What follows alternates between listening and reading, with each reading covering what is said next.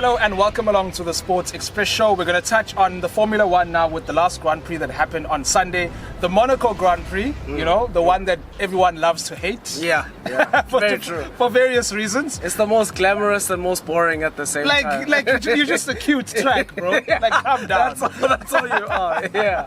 Right, so the race was obviously happened on Sunday. Max Verstappen getting his first ever podium in Monaco. Yes. And it just had to be a win as well. Yes. Carlos Sainz as well as Lando Norris making the podium. Lewis Hamilton falling out. Mercedes had a very terrible weekend. It was a bad weekend. Yeah. I don't know what happened. They were struggling to find grip. In fact, Lewis Hamilton was struggling to find grip, but the same could not be said of Fulentuza or Bottas. Yeah. Because he was finding the grip and he was right up there. I mean, he was number 2 for qualifying. So it shows that for some reason on this crazy day, Bottas outskilled Hamilton. But before we get to all of that, I mean, Charles Leclerc. Yes. I mean, what a such a disappointing. No, and it honestly, always I'm happens. telling you, at home, my brother. at home. He needs cleansing. Listen, he needs a white chicken and a couple of goats. I'm gonna just say, because when he's at home, all serious now, when he's at home,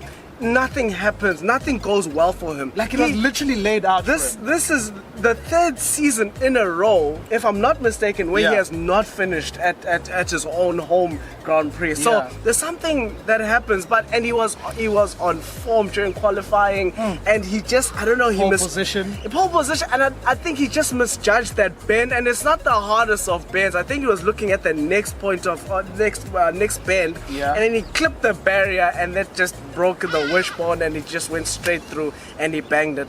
And the thing was, Ferrari was like, we're praying that the gearbox is not broken. They did do the mechanical test, of course, yes, but not on the track. Not on the track. So it was all mechanical on the machines. It was all stationary. It was all like now, diagnostics and all those things. They got it completely wrong. And then they were like, no, let's not do anything. And in hindsight is always 2020. It's easier to talk when you look back. Yeah. But I feel that they should have fixed it anyway and get docked those 5 positions and let the lighty fighters way to the top, rather than take a gamble, which was a big effing gamble, and lose out like they did, because that gearbox, as you heard before the race, he was like, no, it's not gonna work. It's not gonna work, and it didn't work, and he didn't even race in his home Grand Prix.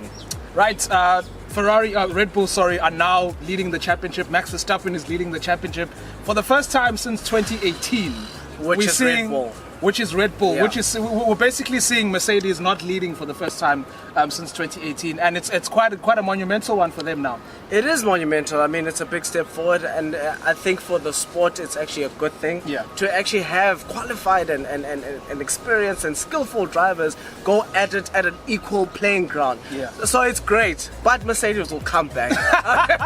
Hamilton will come back. Always finding a way to include Mercedes. Well, talking about those guys, I mean, Valtteri Bottas on the 30th lap. Hey, look at me. Like if there was ever something frustrating to watch, I know a lot of people might not be fans of Bottas, but it was probably the most frustrating thing to watch for him. It was.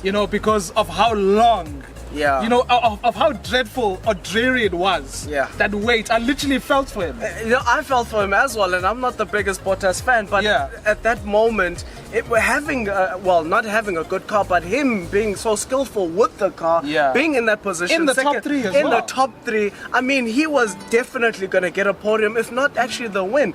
And he was, like I say, in a leading position, but when he got into the pits and that gun went in to take out the front right tire, it just didn't come out. And I'm thinking, this is too long. 3 seconds is long in a pit stop in Formula 1. Then it went to 5, and then it went on and on. I was like, there's a big problem. Then they took another gun to try and take out the same tire. And that one got stuck. It wasn't gripping at all. And when you look at the replays, you could see that the teeth of the guns, or the nut itself, was being eaten up. So there was no way any other gun could have taken it off. And I don't know. Just happened to Bottas. Like Bottas, I think he would have batted more than Leclerc. I mean, Leclerc is just that one race, that 1 second. Yeah. Bottas on his nyama just straight.